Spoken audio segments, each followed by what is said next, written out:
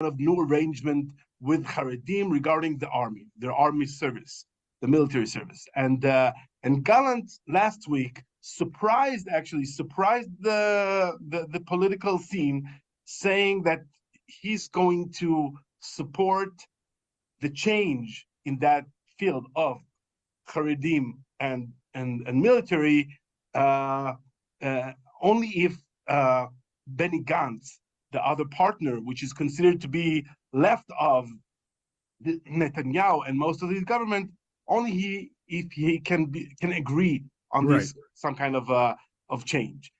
So I think a lot is happening there between Gantz and Gallant, which they seem to be some kind of opposition within the coalition regarding the Haredim. And the major question is this going to be the political question, the question of the future of this government, not the war, not the judicial revolution, just the old question, very old question of Haredim and the army. Why do I say old question? Because this is a question. This is a tension within the Israeli society, within Israeli politics, that is set from it's from the 1948.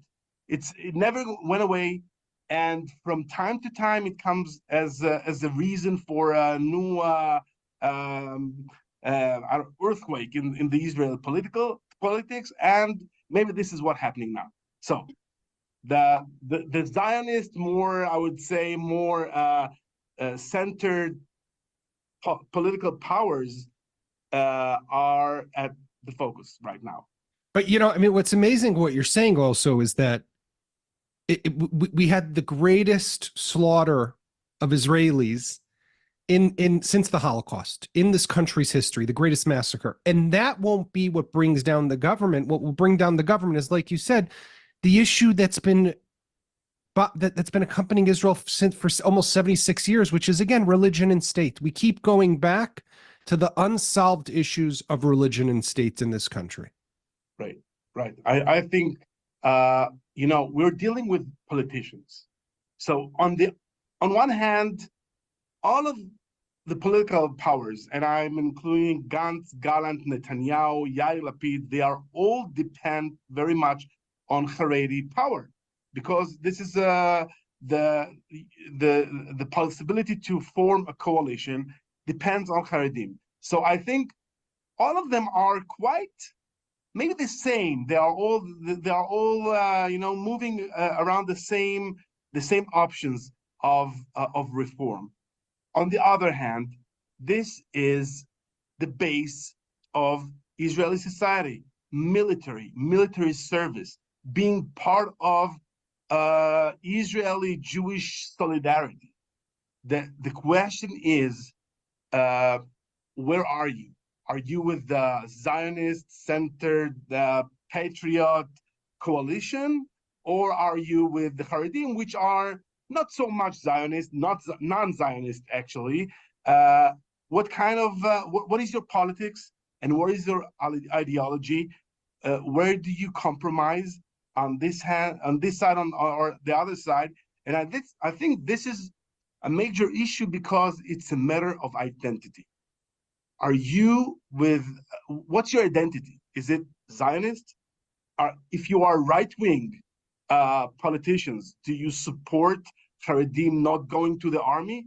What do you supposed to do? And if you force or think that Haredim should go to the army, what does it mean? Are you against Limud Torah, studying Torah? Right. All of these questions are very much about identity.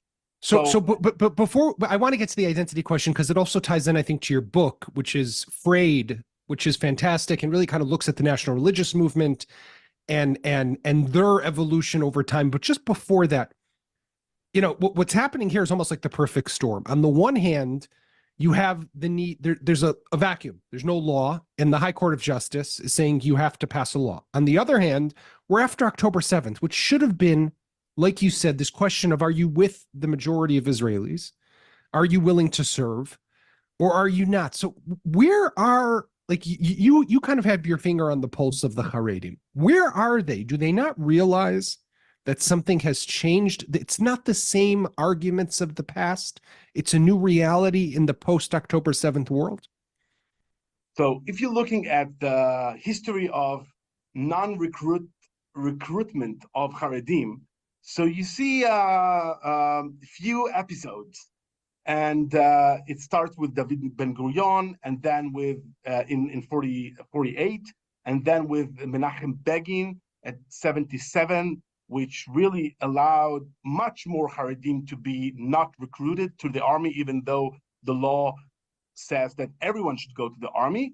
And then there is Netanyahu. I think Netanyahu episode or era is a new, it's a new game, because Haredim are very much in power. They are, it's their game. And also Haredim demographically, it's a totally different story.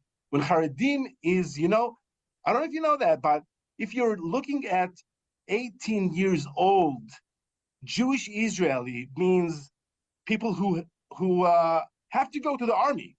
So we're looking today at 24% of 18 old men. Okay, so and in the time of Begin it was 2%. So there is a very big drama going on right now regarding the not recruiting or non-recruitment of Haredim to the army. But they don't feel like, what did October 7th mean to them? So I think for many Haredim, the sense is that they are first of all, they're in power. They're part of 64 coalition, and this privilege that been given to them by Ben Gurion at the beginning, and Begin and then Netanyahu is legitimate. So this is, and I think also because it comes with being in power. If you're in power, you could do what you want. Right, and I think that I mean, for your question, I think you have to separate between leadership and just people, private people in the Haredi community. So I think the leadership is very much in the sense of power. We are allowed to do that. Goldknopf, the head of Yahadut Torah, Agudat Israel, just said, "Lemi rapo." It's right. Nothing's wrong. We are nothing happened in October 7th because we are still in power. The people of Israel gave us support. We're still on. Nothing changed. Well, he also said, I didn't why is the government responsible for what happened on October 7th? Right. Yeah. And so this is Goldknopf. This is the leadership. I also think that the rabbis, the spiritual leaders of Haredim, they are not changing anything about the way that they see their young people. I mean, their job is to study only Torah, only to study in yeshivot, and that is all. That's all they need. You see, you can hear in the fringes 2 Knesset members that said, okay, maybe people who do not go to really do not invest their 24 hours a day in learning, they may go. It may be legitimate to ask them to go to the army. Right. But leadership, I think nothing really big, nothing happens, nothing dramatic. And I think also, if you're looking at the people, private people, you don't see until now serious movement. You see, in the beginning of the war, we saw few thousands of people, few thousand men asking the army, can they contribute? Can they go to the army at least for a short service, right, for 10 days, 2 weeks, and then participating in reserve service? You see that for more older people, older Haredim, you see that. And for other people, for most of the Haredi population, we're talking about 1.3 million people of Israel. This is around 13%. Yeah. I think what I see mainly is maybe some kind of embarrassment for some people, embarrassment. But for most of the people, they did not change Life goes on. their schedule. Life goes on. There's two arguments that the Haredim often present when they say why they shouldn't serve. The first is Torah learning is just as important, right? And that they need to sit in yeshiva and study to keep us safe. And Gold Knaf, who you mentioned before, even said at some point, studying in yeshiva is harder than military service, as ridiculous as that sounds, but he said it. Number two, and I saw that this got you a little upset on Twitter, is somebody says, and a prominent Haredi commentator made this argument, but they've been saying this for a long time, is that if you really want us, you have to create special tracks for us. You have to make it convenient and comfortable for us. And the fact is, the army doesn't really want us. So don't tell us you want to draft us. First, create those tracks, and then maybe we'll consider coming. Yeah. So let me start with entering the mindset of many Haredi, okay, which is understandable. The Haredi field is, or Haredi is not only Haredim or ultra orthodoxy is not only ideology. The ideology, of course, as you say, is Torah is above everything else, and a young man should invest his time only in Torah. This is something, but there are other things. The question is, what is your relationship with the state of Israel? How do you see the state of Israel? How do you see the collective of Jewish people? And also, Haredim or Haredi education is very much like the Noah Ark. You protect your boy or your son or your older 20 years old. Okay, so and you don't want him to go to be spoiled or to be to go down spiritually with his contact with the outside world. Right. And this is something that Haredim really fear of. And this is understandable because also in the Tilumi society, there is also a fear that if you go to the army, you'll put down your kippah. The army is like the outside world. By the way, I think in Europe, in the last century, even before the war, there was also things like that Haredi or Orthodox families were very much afraid of the boy or their son going to the army. So this is understandable. But the thing is that the army, at some point, and it was in the late 90s, said to the Haredim, listen, we are aware of this fear, and therefore we are willing to invest many, many millions of shekels, many, many millions, or many efforts and assets in order to provide this environment that will promise you that you'll enter Haredim and you'll get out of the army, the military Haredim as well. Right. It's, for, I don't know, the army, it isn't perfect because they did not succeed. This kind of experience is not very much successful. But I don't think this is only because of the army. And what I also don't think, that this notion of please create this environment, this Haredi-friendly environment, this is not new. This has been going on for 25 years. There are many tracks for Haredim in order to invite them. So it's just an excuse not to serve. That's basically what I think. And this is also some kind of also gaslighting. Why? Because it says, oh, you know what?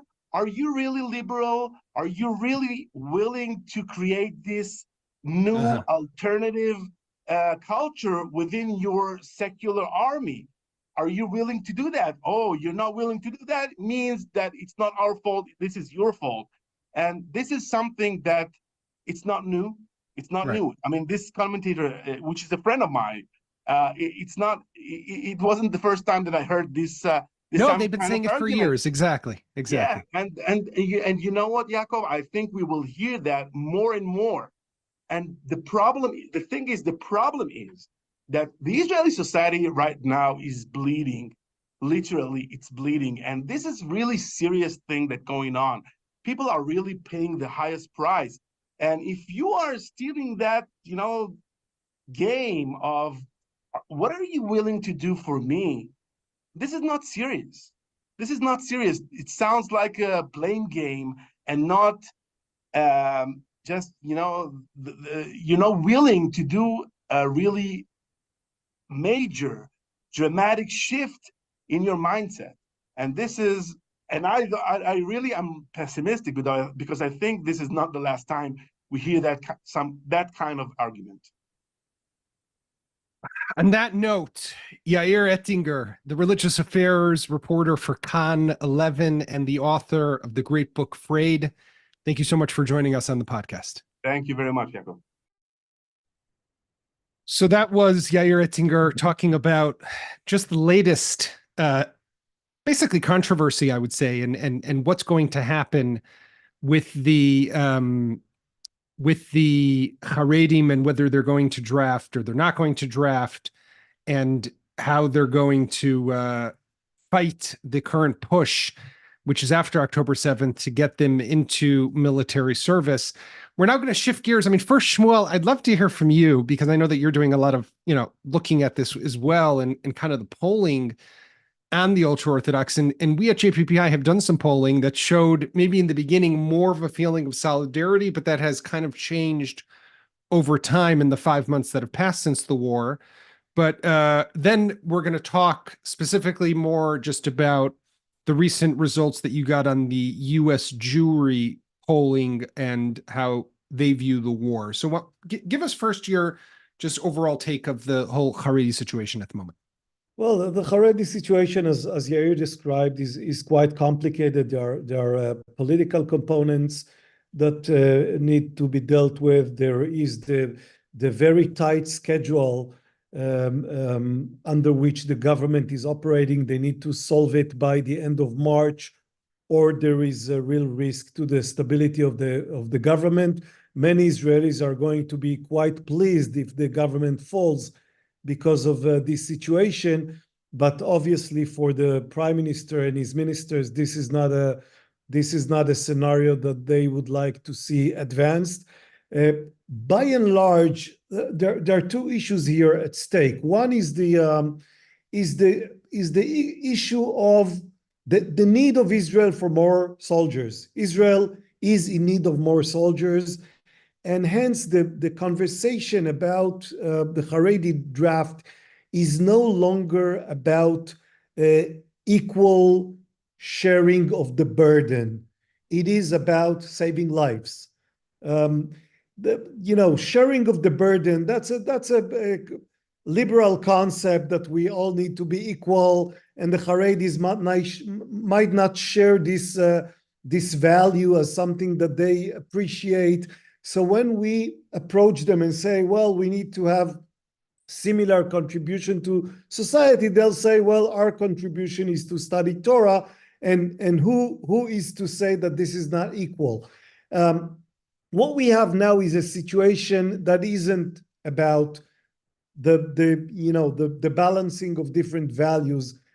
It is about saving lives. It is about the need for more bodies to serve and be put on the border, to just be there with the rifles and guard us from our enemies. And this in some way changes the conversation. It's not about the ideal, it's about the need. And sadly, I don't see the Haredi leaders accepting this new formulation or agreeing that the situation had changed in such dramatic way. But it is, if you look at the way Benny Gantz approaches this issue right now, he's no longer talking about the need for all of us to do the same thing.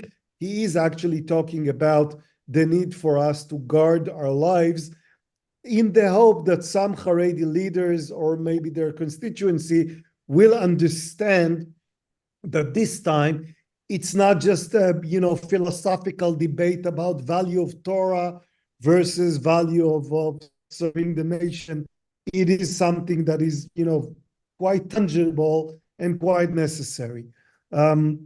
So you would hope, but unfortunately, all indication is that those Haredi leaders are not to be found. And I also fear that, unfortunately, as much as I want to believe that Benny Gantz is coming at this with the right motivation, and I think he is, at the end of the day, Benny Gantz is the same guy who back in 2019, I think it was, came up with the blank page or the blank slate that I'll just give the Haredim a blank page. You will write down what you want. I'll tell you what I can give and we'll reach some sort of agreement. He knows that he needs them for a future coalition as well. So in the end, he'll push them, but only to some extent because he won't want to totally rip the cord, and that gives him the opportunity to one day form a coalition instead of Netanyahu. That might be true, but you do need to take into account the fact that the voters who support Benny Gantz also changed their tune and their approach to this issue in the last couple of months. So if we were to look at Benny Gantz voters a year ago and a year and a half ago, many of them would say, well, let's try to find some kind of compromise. Let's hand the Haredis more carrots and less use of sticks. Many of them now feel that the urgency is such that the using of carrots and the waiting with the sticks is no longer a valid option, and they would, to some extent, they could pressure Benny Gantz to be somewhat more insistent in his negotiations with the leadership of the Haredi. He might, Shmuel, but just knowing the guy a bit, and remember, Yair Lapid, who did that and is still considered off limits very much to the Haredim, is the antithesis of what Benny Gantz wants to be. So I also think that he will be very, very careful and cautious not to go that way. And I'll just I want to shift gears because I do want to get to the interesting poll because I think it'll be very interesting.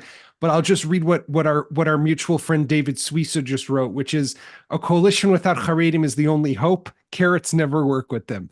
I'm afraid that David is actually right, but he's right. We have 20 years experience of trying carrots with nothing to show for. You're right. But the problem also is that the governments that we've had that were without Haredim never actually took the steps against the Haredim. Right. So you had that government, for example, back in 2013. The whole situation is not the fault of Haredis. The whole flawed structure that we see here is a structure designed and built by the state of Israel for the Haredis.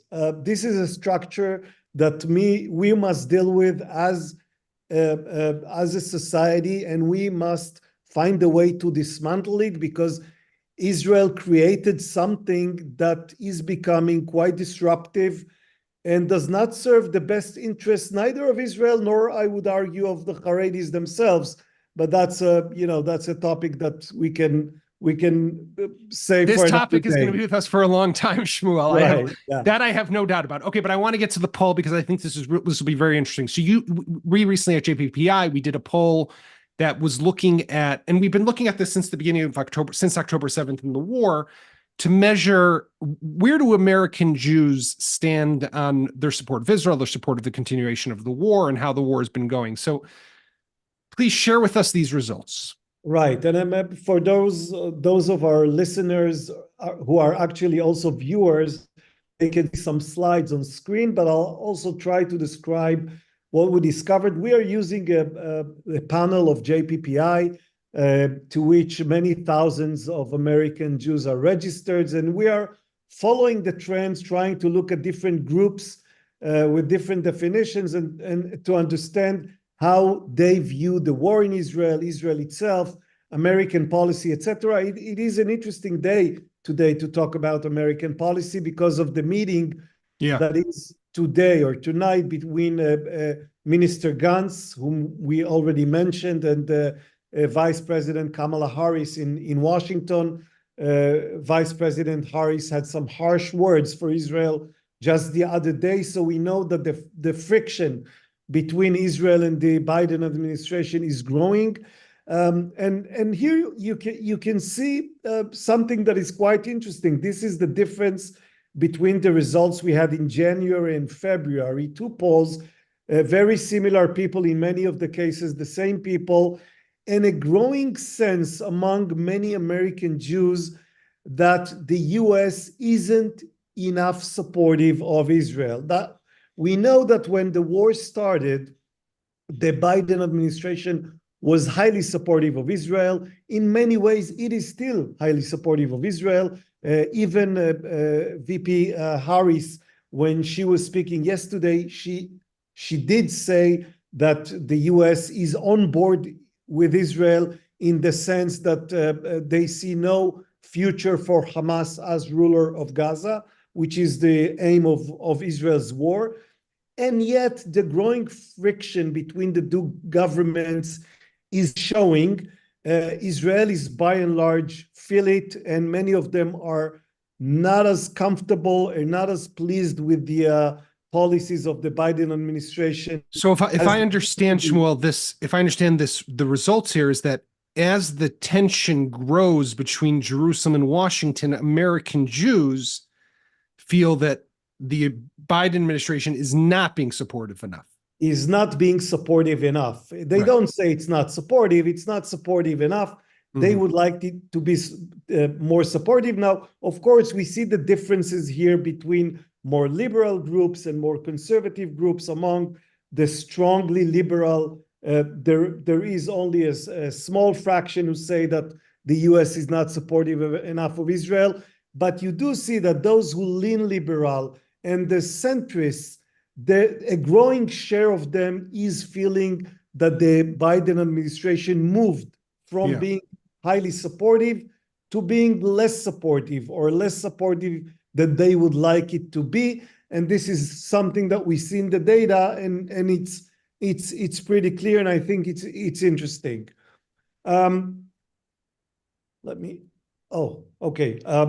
Here's one I skipped mistakenly. Again, and this is something, what we see here is in some way contrary to what we said about the US not being supportive enough. We see how the Biden administration and the growing criticism among American elites of Israel's conduct of the war is having impact on the way American Jews look at the war. There is a growing share of respondents who say that Israel's actions in Gaza are too aggressive. So if in November, of the strongly liberal Jews, only 27% said that Israel was too aggressive, now it's 37% of our respondents. So it's a growing share of them. Of the leaning liberal, again, a growing share. Of the centrist, it is still a small share who hurl such criticism at Israel. Most American Jews do not think that Israel is being too aggressive, but we see that the growing criticism, again, among US elites, maybe European elites, maybe the administration itself, when American Jews hear the VP saying that Israel is putting obstacles before that are making human aid to Gazans more difficult, it does have impact on the way that they view the war. And more of them tend to look at Israel and say, well, maybe Israel is overdoing something in Gaza. Two questions about the 2024 election cycle. We might have an election cycle in Israel later this year, but this is not yet determined. In the meantime, what we have is the election cycle between Joe Biden and Donald Trump.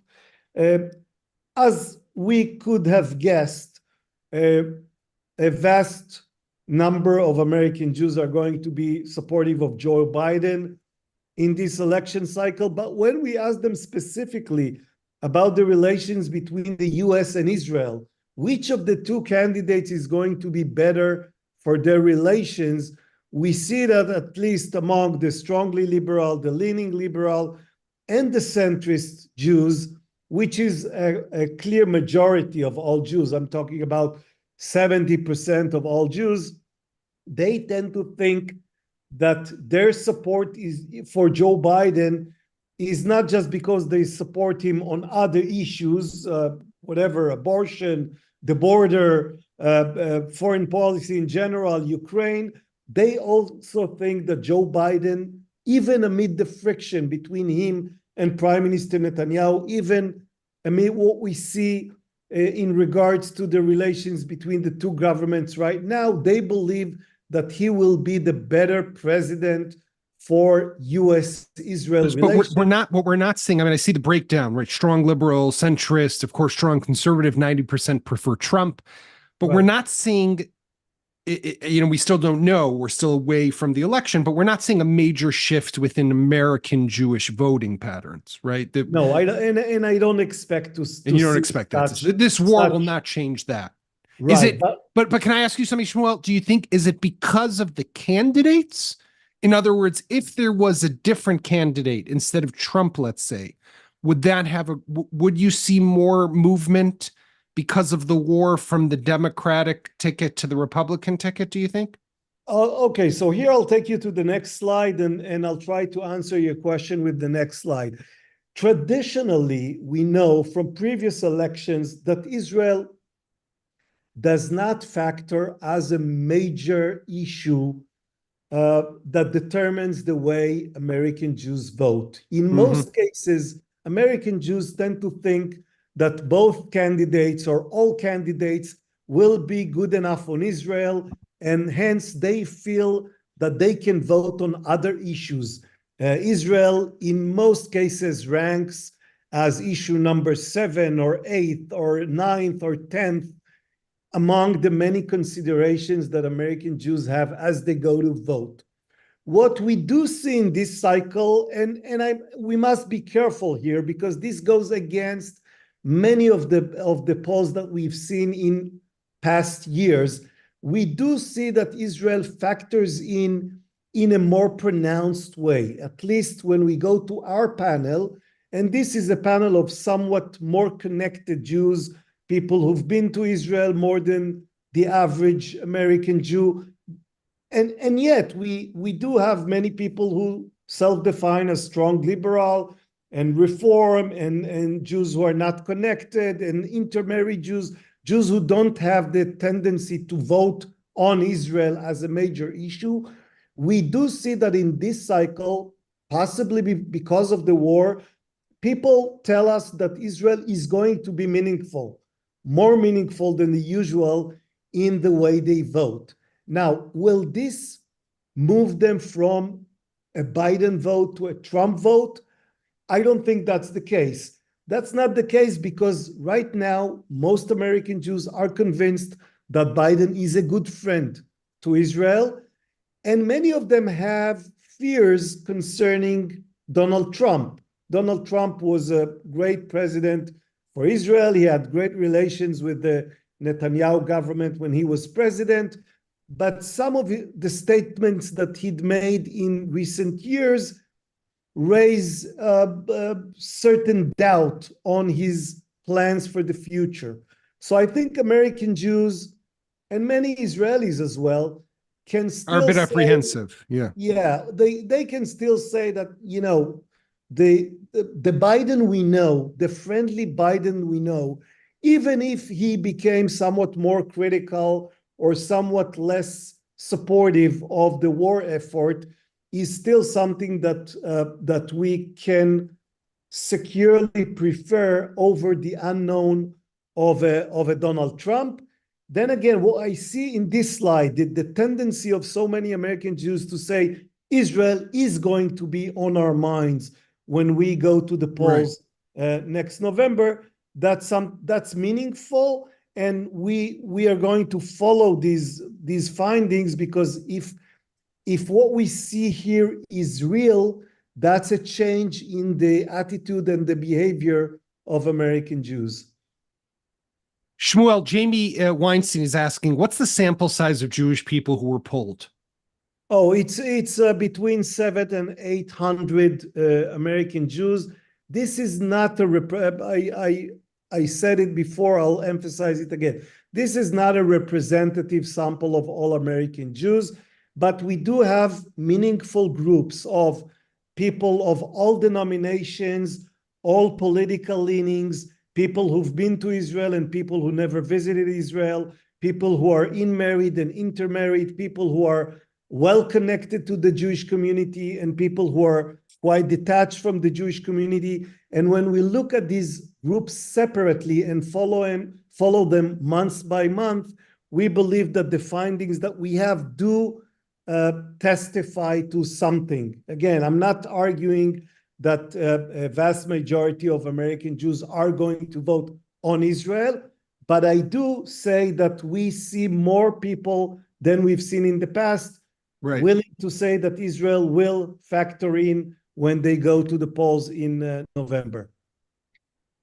Very interesting, and it's interesting how it's developing and how it evolves over time. So Shmuel, thank you very much for presenting these findings today. And I want to just say, I mean, these are two topics that are going to be with us for a while. And I say that kind of with a chuckle, but the Haredi draft is not going away anywhere. And the question of U.S. and particularly Jewish support and American Jewish support for Israel and how this will play out as America's elections move into high gear. And we have Super Tuesday tomorrow. So it's, I think we can all very much expect that Donald Trump is likely to finally close the nomination of his party, most likely. Things will start to change in the pace of that election and how much of a focus it's going to take. So thank you, Shmuel, and thank you to Yair, and thank you to all of our viewers and listeners. You can catch us again every Monday and Thursday. We'll be back this coming Thursday with another episode of the JPPI's Inside Analysis. Thank you very much.